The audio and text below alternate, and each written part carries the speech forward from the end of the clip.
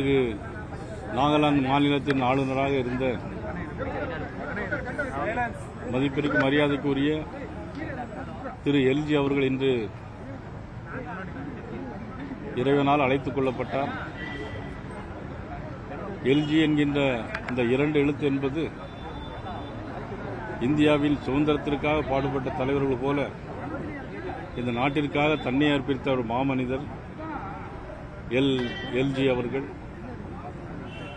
இன்றைக்கு இந்த சுதந்திர தினத்தில் அவர்கள் உயிர் பிரிந்திருக்கிறார் என்று சொன்னால் இந்த தேசத்தின் மீது எவ்வளவு பற்று வைத்திருந்தார் என்று உணர முடியும். 1970ஆம் ஆண்டு முதல் சங்கத்தில் இணைந்து ராஜபாளையம், கன்னியாகுமரி, திருநெல்வேலி போன்ற பல மாவட்டங்களில் பிரச்சாரக்காக பணியாற்றி முழு நேர ஊழியராக பணியாற்றி அவரிடம் கல்யாணம் என்று கேட்டபோது என்னுடைய தொழில் இந்த நாட்டுக்காக சேவை செய்ய வேண்டும் என்று, என்னுடைய தொழிலே நாட்டுக்காக சேவை செய்ய வேண்டியதுதான் என்னுடைய தொழில் என்கின்ற முறையில் ஜனசங்கத்திலிருந்து பணியாற்றிய ஒரு மாமனிதர். அது மட்டுமல்ல, காங்கிரஸ் கட்சியால் கொண்டுவரப்பட்ட எமர்ஜென்சி காலகட்டத்தில் இவரை அடக்குமுறையின் போது கைது செய்ய நினைத்த போது தன்னுடைய பெயரை ராமானுஜம் என்று மாற்றிக்கொண்டு நிறைய திரைமறைவு வாழ்க்கையில் இருந்து கொண்டு நிறைய பணிகளை இந்த மக்களுக்காக செய்த ஒரு மாமனிதர் நமது அன்புக்குரிய எல்ஜி அவர்கள்.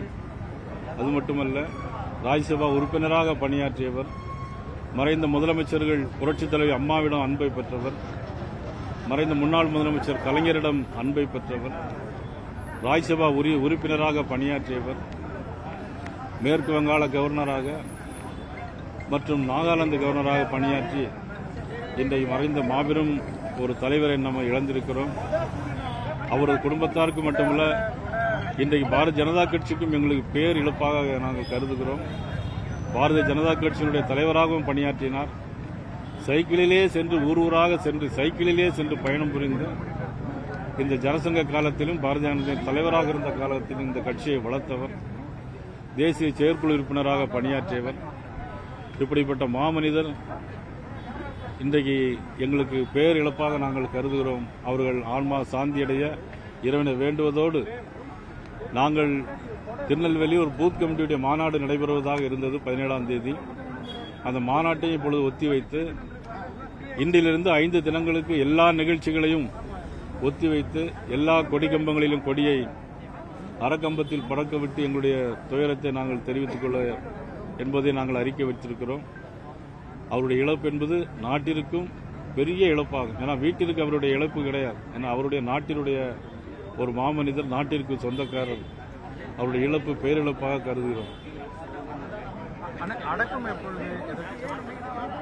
நாளை மாலை 5 மணிக்கு அது இப்போ இடம் தேர்வு செய்துட்டு இருக்கோம். சொல்லுவோம். இப்போ உடல் இல்லத்திலே வைக்கப்பட வேண்டிய குறுகிய இடமா இருக்கு, மாற்று இடம் இல்ல, அதுக்குள்ள ஏற்பாடுகள் பண்ணியிருக்கோம். ட்ரெண்ட ஃப்ரெண்ட் ஆக்கிக்கோங்க. தந்தி டிவியின் சப்ஸ்கிரைபர்ஸ் அண்ட் ஃபாலோவர்ஸ் குடும்பத்துல நீங்களும் இணையுங்க.